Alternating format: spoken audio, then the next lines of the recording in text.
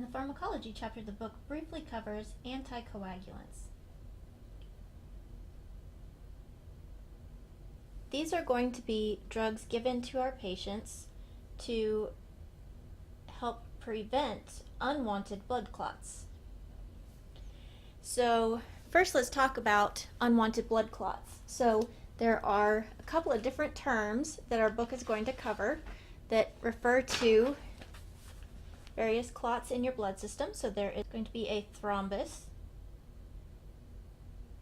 And that is going to be a blood clot. And then there is an embolus. And an embolus is going to be a loose blood clot, one that is floating around in your bloodstream, which is very dangerous because that can lead to an embolism, which is going to be a blood clot which has lodged and is blocking blood flow.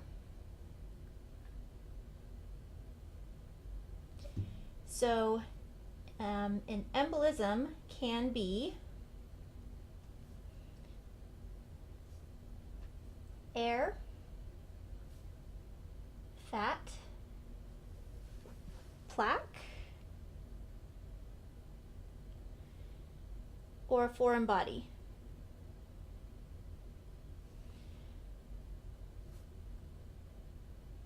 Floating around in your bloodstream that gets lodged and prevents blood flow.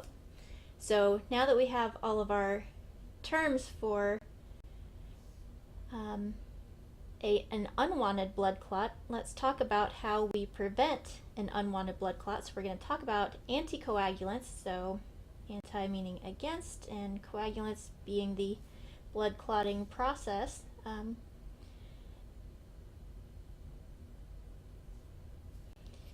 If we go back over here to our blood clotting pathway, we will look at different ways that we can interfere with this to prevent an unwanted blood clot. So our bodies naturally have an anticoagulation process going on, especially in some of the organs that have very, very fine blood vessels in them. And an example of that is your liver, and that is where a bunch of the anticoagulant products in your body are created for the natural anticoagulant process in your blood.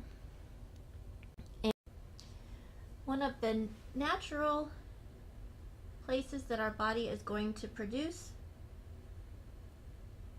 anticoagulant factors is going to be in the endothelial cells, which you remember is this inner lining of our blood vessels.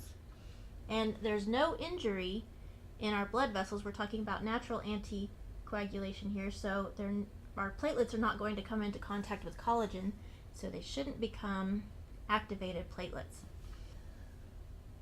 One of the more common anticoagulants is aspirin, which is going to prevent platelet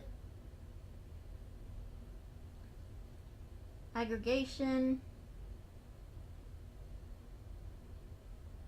which is just the platelets sticking together. So if they can't stick together, they can't form a clot, because as we know from our cascade, we need lots of platelets to join up so that they can activate the clotting factors and further the cascade. So aspirin prevents our platelets from sticking together, so that is going to promote anticoagulation. Another drug is Coumadin, also called warfarin, which is going to eliminate vitamin K in your blood. And as we saw in the original video that I made on blood clotting, the vitamin K is necessary for the clotting factors to work. So by removing the vitamin K, we are reducing the effectiveness of the clotting factors in the blood. And then one of the clotting anticoagulant factors that our body makes naturally is heparin, but it can also be given as a drug for patients that are prone to clotting when they shouldn't. And heparin is going to prevent the conversion of prothrombin into thrombin, which of course thrombin then activates the fibrinogen, which becomes the fibrin, which forms the clot. So heparin is going to block the prothrombin from becoming the active form thrombin. Now, all of those were anticoagulants, which prevents a blood clot. So let's go back over here to our anticoagulants. These prevent new clots, but they don't dissolve existing clots. Those would be called thrombolytics. Thrombo like the thrombus, and lytic like lysis, which is breaking open. So you may have heard of cytolysis, breaking open of cells.